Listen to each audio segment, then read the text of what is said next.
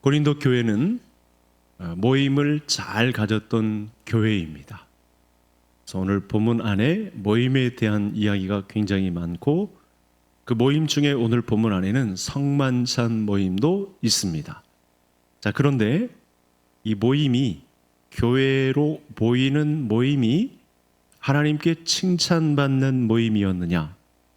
이 문제는 교회로서 가지는 진정한 모임이었느냐? 교회가 가지는 진정한 정체성을 지닌 교회였느냐에 대한 물음을 그래서 오늘 본문 가운데 하고 있습니다. 성경을 한번 앞에 화면을 보시면서 보시겠습니다. 제가 요약해서 좀 정리를 한 내용인데 이제 7장을 넘어서 11장을 넘어서 여기 17절부터 34절까지 보면 이런 내용들이 있습니다. 제가 말씀드린 대로 모임, 너희의 모임, 교회에 모일 때, 함께 모여서 먹으러 모일 때, 너희 모임이 이런 모임이 되지 않게 하라. 그러니까 말씀을 잘 생각해 보시면 이 11장의 내용은 교회가 참다운 교회이냐, 교회의 지표를 확실하게 가진 교회이냐, 이건 우리가 개성교회로 모였을 때에도 평생에 끊임없는 질문이 있어야 하는 거죠. 이 말씀을 기억하지 않고 있으면 지금 17절에 말씀드린 대로 유익이 되지 못하는 모임이 될 수 있습니다. 허탕치는 교회가 될 수 있는 거죠. 남의 다리 긁다가 그냥 끝나는 교회가 될 수 있다라고 하는 것입니다. 그러니까 초대교회에는 이제 막 주님의 교회가 생겼는데 벌써부터 공격을 당하기 시작한 겁니다. 교회답지 못한 교회, 교회로서 가지는 정체성을 유지하지 못한 채 그냥 사라지는 교회, 이런 교회들이 있었다는 것이고 지금 고린도 교회는 그 경각에 몰려 있습니다. 상당히 위태로운 지경에 놓여 있는 거죠. 그럼에도 그 교회를 포기하지 않고 하나님이 선물을 주시려고 이와 같은 말씀을 지금 주시는 가운데 있습니다. 고린도 교회가 교회 간판을 걸고 열심히 모이기는 했지만 판단하고 서로 갈등하고 칭찬받는 유익한 모임은 되지 못했다. 지금 그렇게 사도 바울이 평가를 하고 있는 것입니다. 그래서 본문을 통해서 놀라는 것은 무엇이냐면 교회에서 열심을 가지고 모이는 부분에도 진정한 믿음을 가져야 된다. 열심이 있다고 해서 교회가 바른 정체성을 유지하고 있는 교회냐? 이건 다른 문제라는 거죠. 제자 훈련에도 있습니다만 열심히 있는 교인들에 의해서 교회의 정체성이 흔들릴 때가 있습니다. 교회 안에 기도로 열심인 사람, 내가 하나님의 말씀을 가진 열심이 있는 사람, 내가 찬송하는 일에 열심을 가진 사람, 내가 전도회 모임에 열심을 가진 책임자, 이렇게 모인다고 하는데 최종 결과를 놓고 보면 그렇게 유익하지 못한 모임이다라고 평가받을 위험성이 있다라고 하는 말씀을 짚어보게 하는 것입니다. 열심 있는 모임, 기도를 뜨겁게 하는 모임, 친교를 뜨겁게 하는 모임, 찬양 모임, 다 좋은 모임입니다. 그러나 늘 조심해야 할 것이 있다는 것이죠. 그 모임이 유익한 모임인가? 여기서의 유익은 참된 교회로 가지는 정체성을 지니고 있는가라고 하는 사실을 묻고 있습니다. 18절에도 잠시 다시 한번 띄워주시죠. 여기 18절에도 보면 너희 중에 분쟁이 있다 함을 듣고, 교회로 모일 때 분쟁을 가지고 있었습니다. 그래서 교회는 분쟁하지 않고 화목을 이루는 교회가 되어야 하는데, 그래서 교회는 여타 친목 단체가 절대 아닙니다. 친목 단체 중에 화려하고 사람들의 편의를 제공해주고 번듯한 사회생활을 할 수 있는 디딤목이 될 수 있는 그런 곳을 교회라고 하지 않는다는 거죠. 내 개인의 인생을 화려하고 빛내줄 수 있는, 그래서 그 한 공동체 모임을 갖고 있으면 내 위상이 높아지고 자랑이 될 만한 그런 친목 단체 모임이 절대 아니다라고 하는 말씀을 하고 있는 것입니다. 당시 교회는 성찬이 자주 있었습니다. 매주 있었다고 보면 됩니다. 근데 성찬이 어떤 자리입니까? 이 자리는 교회로 모여서 성찬식을 하는 교회는 주의 죽으심을 기념하는 자리죠.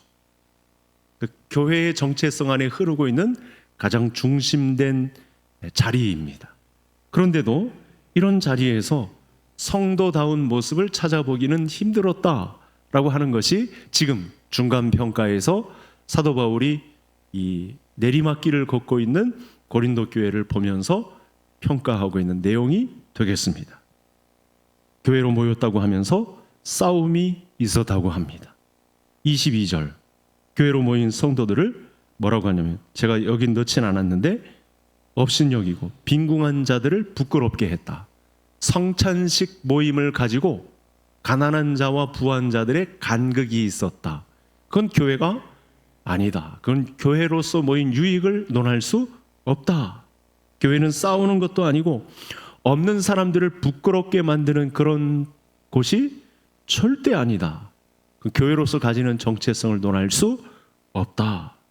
교회는 예수님이 세워주신 예수님의 죽음의 기초하에 모인 성도들의 모임이기 때문에 분쟁할 수 없고 떡을 떼면서 그리스도의 사랑을 흘러가게 하는 그런 곳이지, 절대 싸우는 곳, 내 유익을 위한 곳, 내 인생을 바쳐줄 화려함의 버팀목, 이런 것이 되는 것이 절대 아니다 라고 하는 말씀이 되겠습니다. 화면을 보며 25절을 제가 성도님들이 26절 읽어주시겠습니다. 19회 또한 그와 같이 잔을 가지시고 이르시되 이 잔은 내 피로 세운 새 언약이니 이것을 행하여 마실 때마다 나를 기념하라 하셨으니,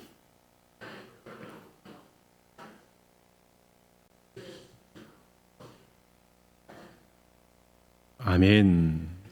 본문 안에는 성찬식의 내용이 등장합니다. 고린도 교회의 성찬식 현장이고, 사실은 이 정신은 오늘날에도 그대로 살아남아 있어야 합니다. 우리가 예배로 모일 때, 교회로 모일 때에는 성찬식의 정신이 흘러가야 합니다.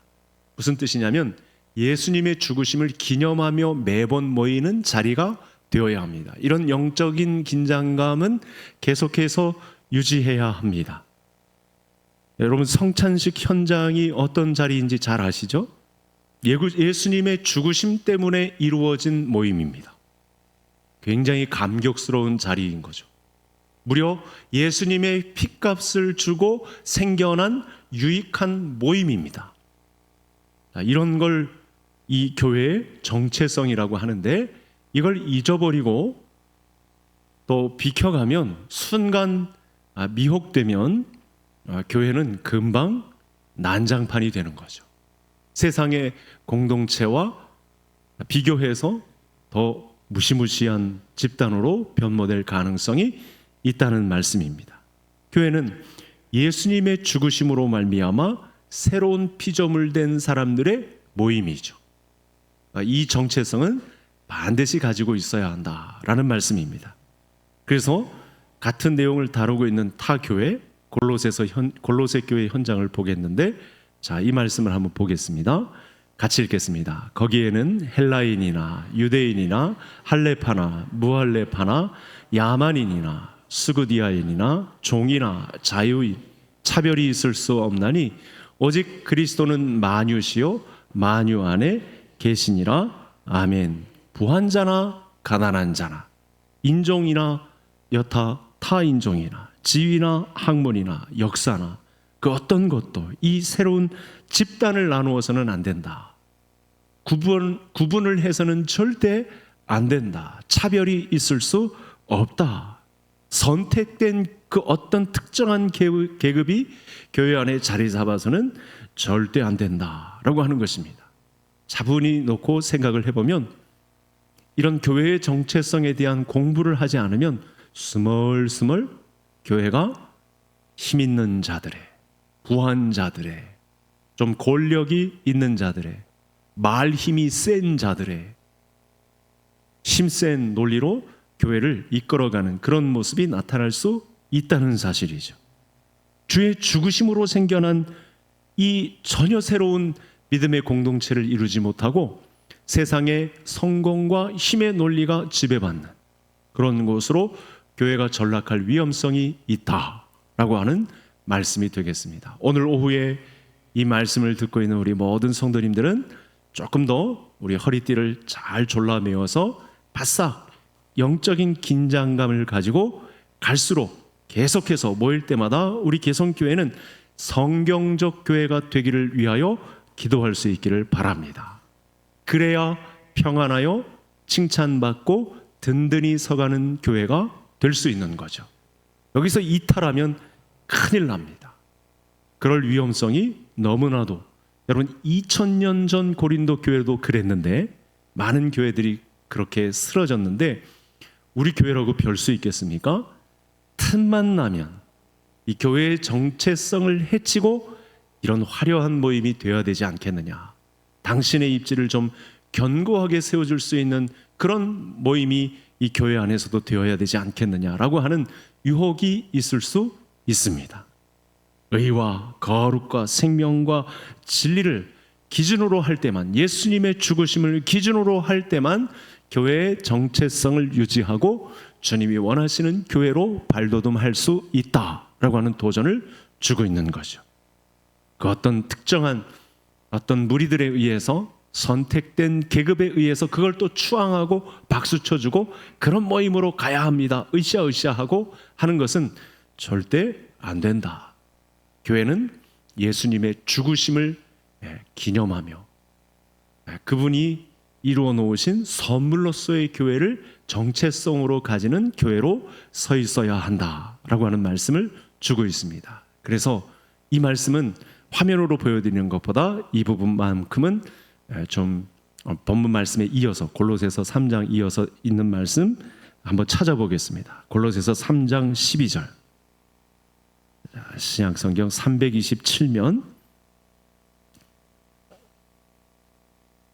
자, 골로새서 3장 12절, 13절, 14절인데 12절은 남성들이, 13절은 여성이, 14절은 같이 함께 읽겠습니다.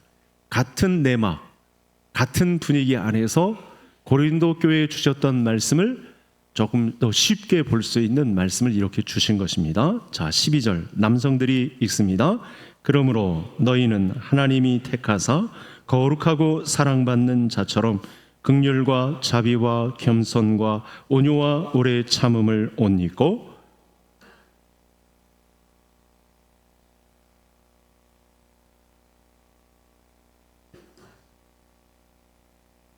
다 같이 이 모든 것 위에 사랑을 더하라. 이는 온전하게 매는 띠니라. 아멘. 여러분, 이 말씀처럼 실제로 교회로 모인다고 할 때 우린 교회로 모였으니까 어느 누구를 용서한 적 있으십니까? 저는 단도직입적으로 성도님들에게 오후에 더 강력한 말씀으로 도전하고 싶습니다.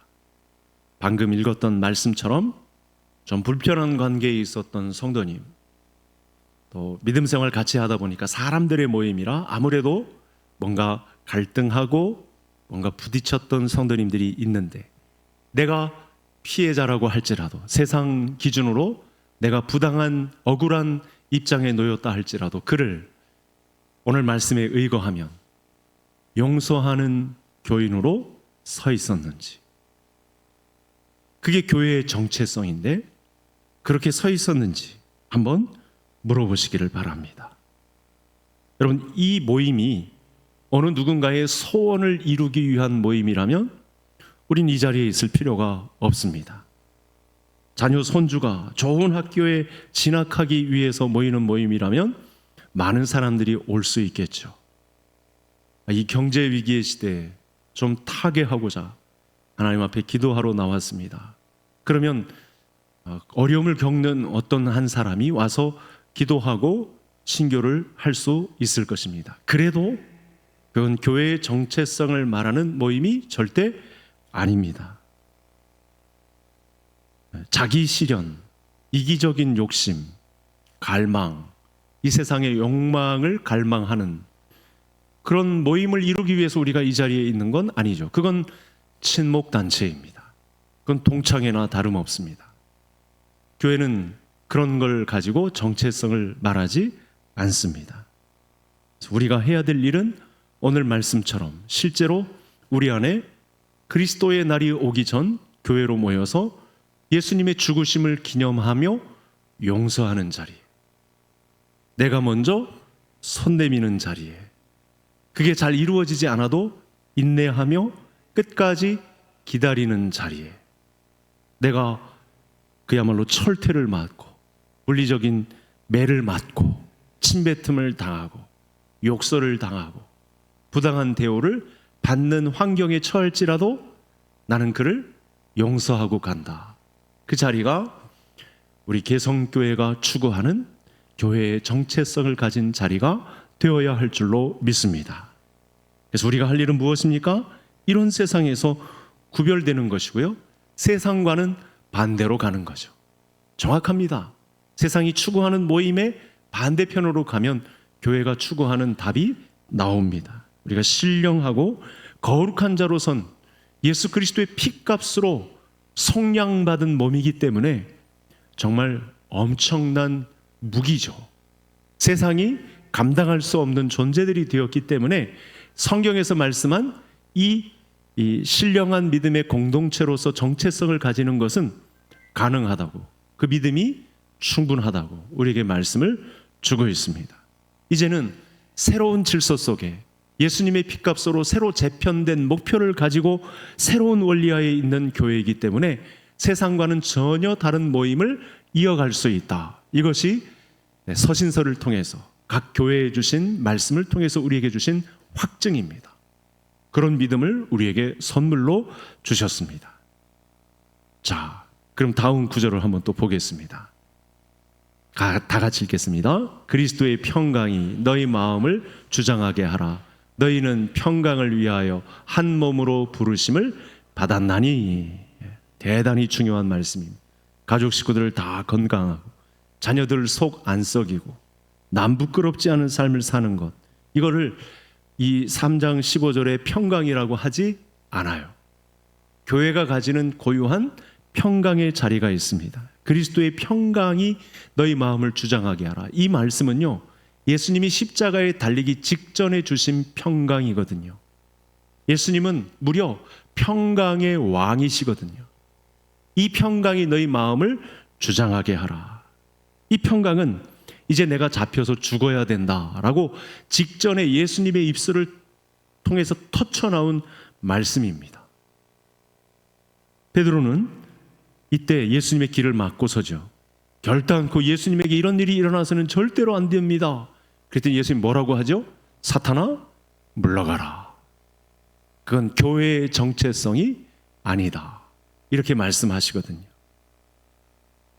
이 잔은 내가 마셔야 된다. 이 십자가는 내가 져야 된다. 이것이 아버지의 기뻐하시는 뜻이고 나를 보내신 이유다. 내가 십자가를 질 때에야 너희들에게 진정한 평강이 다가온다 라고 하니, 저와 성도님들도 예수님이 교회에 심어주신 정체성 그대로 예수님의 죽으심을 기념하며 모이는 교회를 이루시기를 간절히 소원합니다.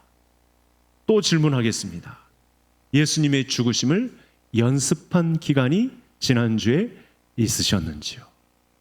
살려고만 했지, 남을 이겨먹으려고만 했지, 남을 누르고 내가 선두에 서고자 했지, 양보하고 기다려주고 오래 참고 그 악한 사람이 다시 믿음 안에서 세워지기를 기도한 적은 있으셨는지요? 내가 죽음으로 예수님이 사는 일을 버리셨는지요? 이런 악전고투를 버리면서 지금까지 오셨는지요? 두 번째 질문을 드리겠습니다. 세례 요한은 예수님을 보고 이렇게 말하죠. 처음 보고 나서 보라, 세상 죄를 지고 가는 하나님의 어린 양이로다. 예수님을 세례 요한은 사자나 호랑이에 비유하지 않았어요. 죽음의 제물로 쓰러지는 어린 양으로 보았어요. 이것이 교회의 각 사람이 가지는 정체성이에요. 우리는 예수님이 어린 양의 제물로 교회의 평강을 이루어 놓았던 것처럼 우리도, 신자로 모인 우리도 예수님의 어린 양 같은 제물의 모습을 우리 교회의 표지, 우리 교회의 정체성으로 내밀어야 한다. 이 말씀으로 성령이 교회들에게 하시는 음성을 들을 수 있기를 바랍니다. 아무든지 나를 따라오려거든 자기를 부인하고 자기 십자가를 지고 나를 좇을 것이니라. 따라서 우리 교회 모든 성도님들도 주님 가신 길을 쫓아서 여러분 세상의 호랑이나 사자 되기를 부인하고 어린 양의 제물이 되기를 마다하지 않는 우리 성도님들 되실 수 있기를 바랍니다. 우리 신앙생활 할수록 그래서 자연스럽습니다. 어떤 문제가 자연스럽냐면 교회 안에 오래 붙어 있을수록 짐이 늘어납니다. 자기 부인의 짐, 십자가를 지는 짐, 희생하는 짐, 어린 양의 제물로서 가지는 짐들이 자꾸 늘어납니다. 그런데 성경은 어떻게 말하냐면 그런 짐이 늘어나는 것이 자연스럽고 진정한 평강이 그 사람에게 있다. 이렇게 말씀합니다. 교회의 모임을 중심으로 이런 인생의 재편이 저와 성도님들에게 일어나기를 간절히 소원합니다. 우리 교회가 걸어야 할 길에는 여러분 이미 완성된 자들의 모임을 가는 게 아니에요. 다 덕지덕지 죄악의 냄새가 나고 서로 이기적인 욕심에 따라서 우리 자녀가 이번에는 좋은 학교에 들어가야 되는데, 좋은 직장에 취직돼야 되는데, 우리 손주 이번에는 좋은 사람 만나서 결혼해야 되는데, 뭐 이런 예수님의 죽으심과는 전혀 상관없는 바를 교회의 표지로 밀고 나가면 이건 곤란하다. 우리가 교회로 모였을 때에는 예수님의 죽으심을 내 등에 짊어지는 그런 성도들이 하나씩 늘어나야 된다. 다 갖춘 자가 모이는 것이 절대 아니다. 그 일을 위해서 함께 서로 독려하면서 응원하면서 격려하면서 이건 아닙니다. 이건 교회의 표지가 아닙니다. 그걸 위해서 예수님이 십자가에 달리시지 않았습니다. 교회를 우리에게 선물로 주시지 않았습니다. 잘못된 것입니다. 이런 짐을 져야 합니다. 예수님이 어린 양으로 제물이 되심을 우리 몸속에도 지녀야 합니다. 이렇게 가야 하는 것입니다. 그리스도의 평강이 나를 주장한다면 고난의 연속이어도 일이 잘 풀리지 않아도 속상해도 좌절하거나 넘어지거나 불평해하지 않게 되는 예수님의 평강이 우리 모든 성도님들을 둘러 덮을 줄로 믿습니다. 교회에는 비극이나 절망이나 불운하거나 이런 일은 사실은 믿음 안에서 해결될 수 있는 비밀들이 있습니다. 그리스도의 평강은 평강의 왕 되신 예수님께서는 이런 문제를 자유함으로 바라보게 하십니다. 그러니까 지금 성도님들의 삶 속에 잘 안 풀리는 문제들이 있습니다. 아직 끝나지도 않았는데 다른 문제가 겹쳐 있을 수 있습니다. 그 세상 사람들처럼 뭔가 일이 다 잘 풀리고 좀 원만하고 좀 경제적인 삶도 여유롭고 자녀들 문제도 없고 좀 살만한 그런 삶이 있을까 했는데 아직도 정말 겹겹이 둘러싸인 첩첩삼중의 그런 문제를 만나고 있는 분들이 있을 것입니다. 그런데 그렇다고 해서 비극이나 절망이거나 낙담이거나 불운하다 이렇게 말할 수 없는 환경이 있는 것입니다. 왜냐하면 교회를 선물로 주셨기 때문입니다. 교회로 모여서 이런 문제는 우리에게 불운이 아니다. 이건 우리에게 닥친 비극이 아니고 예수님이 걸어가셨던 그 길을 우리에게 맡긴 교회의 정체성이다. 이렇게 말할 수 있어야 한다는 것입니다.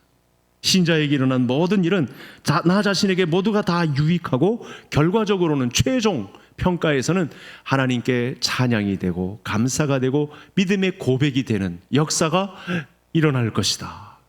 그것이 교회에 주신 선물이요 정체성이다. 이렇게 말씀을 드릴 수 있다는 것이죠. 우리는 교회의 이름으로 욕심을 채우는데 개성교회를 구성하지 않았습니다.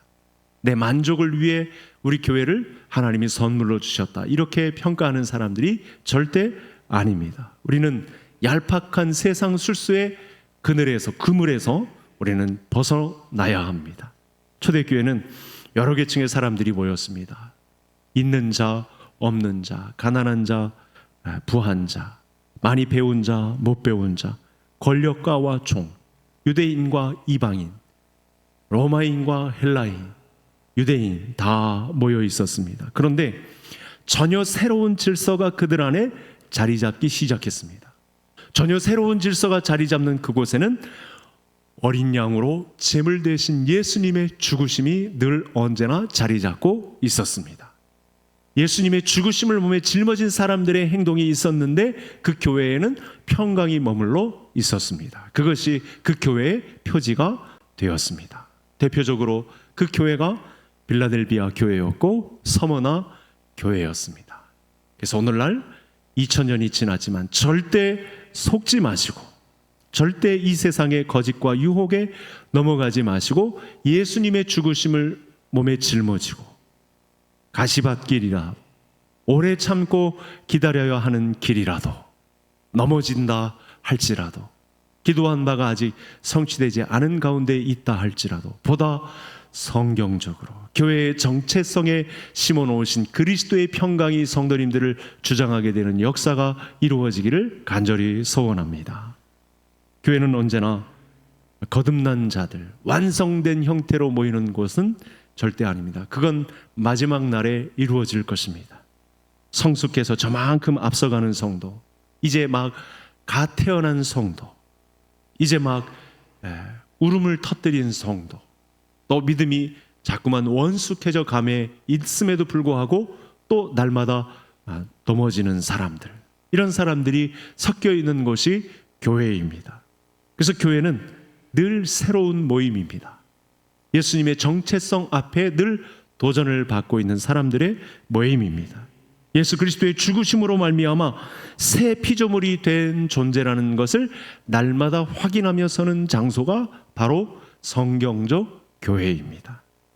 그리고 하나님의 구원 사역의 이 지속성 때문에 긍휼을 받을 가능성이 많다라고 하는 기대감 속에서, 이런 소망 중에서 또 오늘도 터벅터벅 한 걸음 한 걸음 발걸음을 떼는 곳이 성경적 교회다. 여러분, 고린도 교회에 나타난 이 문제, 그 문제 중에 가장 큰 문제는 뭐였냐면 근친상간이 있었어요. 아들이 새 어머니를 범할 이런 문제까지 있었어요. 성도끼리 법정에 가는 일들이 있었어요. 그러면 세상적인 기준으로는 포기할 만하잖아요. 그게 무슨 교회냐, 에이 나쁜 놈들, 이 치사한 놈들, 그러고 다 도망갔어야 되잖아요. 그런데 1장부터 하나님은 성도라, 이 모임을 성도라고 하고 교회라고 하고 오늘의 말씀을 주시는 거예요. 그리스도의 평강이 너희 마음을 주장하게 하라, 이렇게 말씀을 주고 있습니다. 그래서 구원 사역에 주님 오실 때까지는 이 지속성이 있기 때문에, 하나님의 열심이 작동하고 있기 때문에 하나님의 긍휼을 받을 가능성이 높다. 자, 저를 따라 하시겠습니다. 구원의 지속성 때문에 하나님의 긍휼 받을 가능성이 높다. 이 믿음의 시선으로 교회 속의 한 성도가 되시기를 간절히 소원합니다. 교회는 그런 곳입니다. 그래서 한 영혼을 포기할 수 없습니다. 이 개망나니 같은, 이 욕은 할 수 없으니까 이 난폭한 놈 같으니라고, 이 어린 양 같은 놈, 막 그런 욕설이 나올 것 같은 상황에서도 하나님의 구원의 지속성 때문에, 하나님의 긍휼을 받을 가능성이 높기 때문에 교회 안에는 모였으면 그리스도의 평강이 주장하게 하라. 힌트를 줬죠. 어린 양 대신 예수님의 죽으심을 몸에 짊어지고 오래 참음으로 서 있으면 그 교회는 변화될 가능성이, 하나님의 긍휼을 덧입고 성경적 교회가 될 가능성이 높다라고 말씀을 주고 있습니다.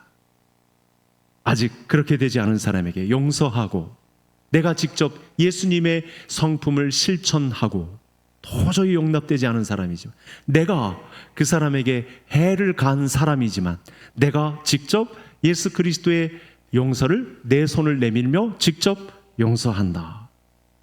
그런 사실을 완성시키는 의미에서 교회로 모이게 하셨다라고 하시는 말씀이 선포됩니다.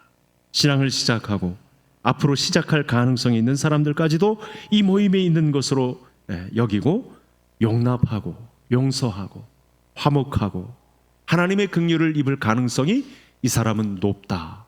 예수님이 그렇게 교회를 선포하셨기 때문에 그걸 교회의 표지, 교회의 정체성으로 두셨기 때문에 그런 의지를 가지고 그 믿음을 가지고 모인 성도들 안에는 이런 새로운 질서가 재편되는 놀라운 가능성이 언제나 있기 때문에 우리 그런 교회를 선물로 주셨기 때문에 우리는 이 일을 끝까지 포기할 수 없다는 사실입니다.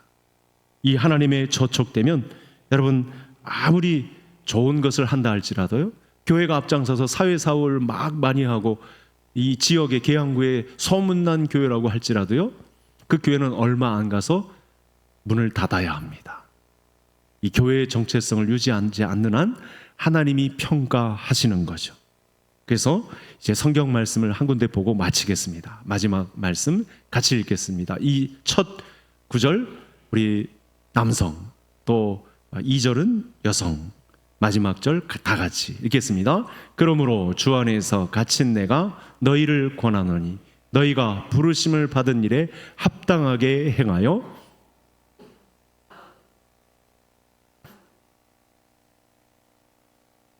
평안에 매는 줄로 성령이 하나 되게 하신 것을 힘써 지키라. 아멘. 이 오후에 하나님께서 성령이 교회들에게 하시는 음성을 듣고 달라지는 우리 개성의 가족들 되시기를 주의 이름으로 축복합니다. 그래서 오늘 말씀 듣고 이렇게 기도하겠습니다. 하나님, 우리 교회가 교회의 정체성을 가지고 그리스도의 평강을 가지고 어린 양 제물 대신 예수님의 표지를 가지고 평안하여 든든히 서가는 교회가 되게 해 주옵소서. 주여 한번 부르시고 기도하시겠습니다.